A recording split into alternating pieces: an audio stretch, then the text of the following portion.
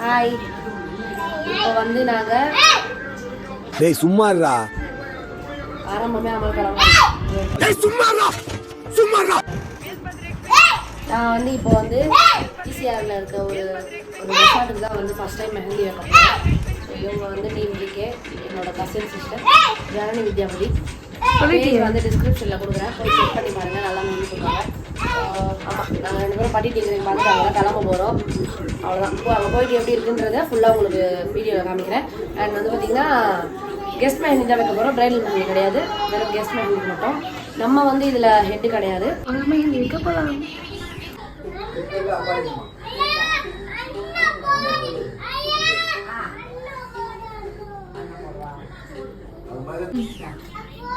சாப்பிட்ட போயிருந்தது.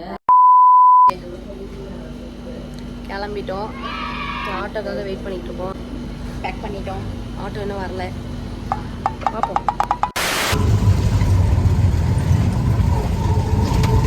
Okay, late ஆனதுனால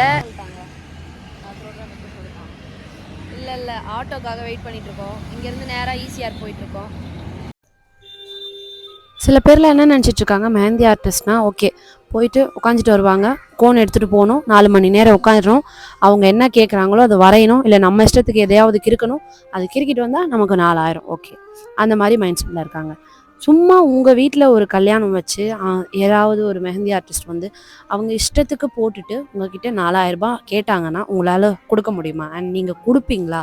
ஸோ கண்டிப்பாக கிடையாது. அந்த பிரைடு வந்து என்ன ஆசைப்படுறாங்களோ, அந்த கையில் அவங்க என்ன போடணும்னு நினைக்கிறாங்களோ அதை வந்து நாங்கள் வந்து எங்கள் மூலமாக ரெப்ளிகேட் பண்ணி அந்த கையில் வந்து நாங்கள் அவுட்புட் வந்து கொடுக்குறோம். ஸோ இதுக்கான பேமெண்ட் தான் எங்களுக்கு கிடைக்கிதே தவிர நாங்கள் கிறுக்கிறதோ இல்லை போயிட்டு அங்கே சும்மா உட்காந்துட்டு வர்றதுனாலையோ கிடையாது.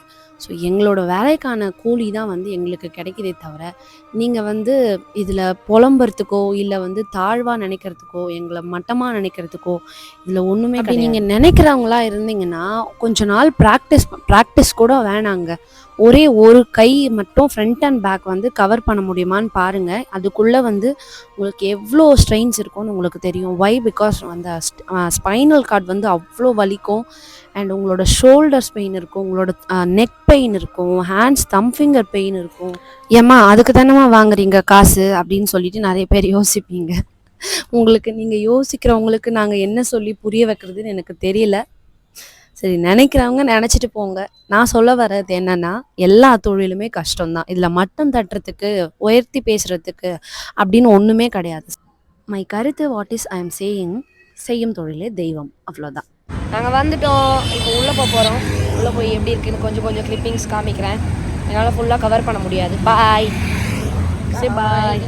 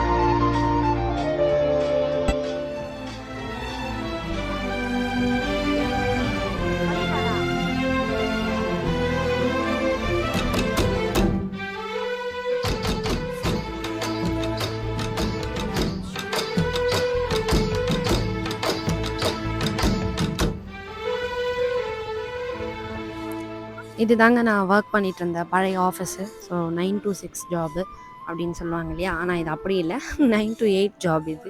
என்னோடய வீட்டுக்காரருக்காக வெயிட் பண்ணுறோம். ஸோ அதான் ஸ்கை வாக் போய் வெயிட் பண்ணலாம் அப்படின்னு சொல்லிட்டு. நான் பேசுறது உங்களுக்கு கேட்குதா இல்லையான்னு எனக்கு தெரியல, கேட்கும் நான் நம்புகிறேன்.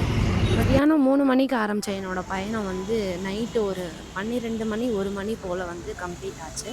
ஸோ நாங்கள் சீக்கிரமாகவே முடிச்சிட்டோம். ஒரு 9:40 ஆர் 10 o'clock போல் வந்து முடிச்சிட்டோம்.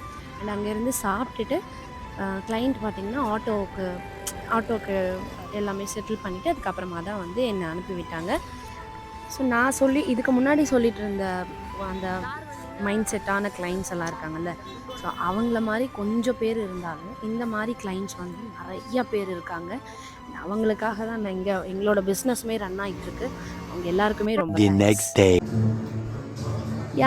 அதோட கண்டினியூவேஷன் தான் இது. ஸோ அன்னைக்கு முடிச்சுட்டு மறுநாள் பார்த்தீங்கன்னா விநாயகர் சதுர்த்தி இருந்தது. ஸோ அதனால் வீட்டுக்கிட்ட வந்து சாமி வந்து ஊர்வலம் வர மாதிரி இருந்தது. ஸோ அதுக்குமே வந்து கோலம் வந்து நம்ம தான் போடணும்.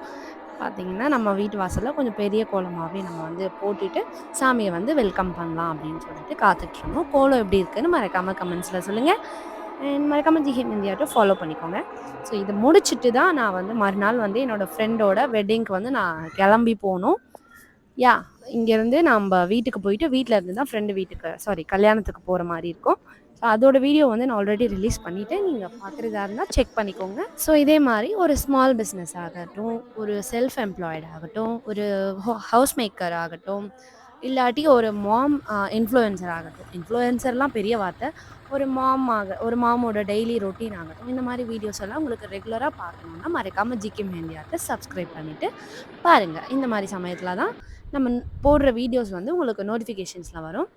ஸோ மறக்காமல் share and comment. Thank you so much.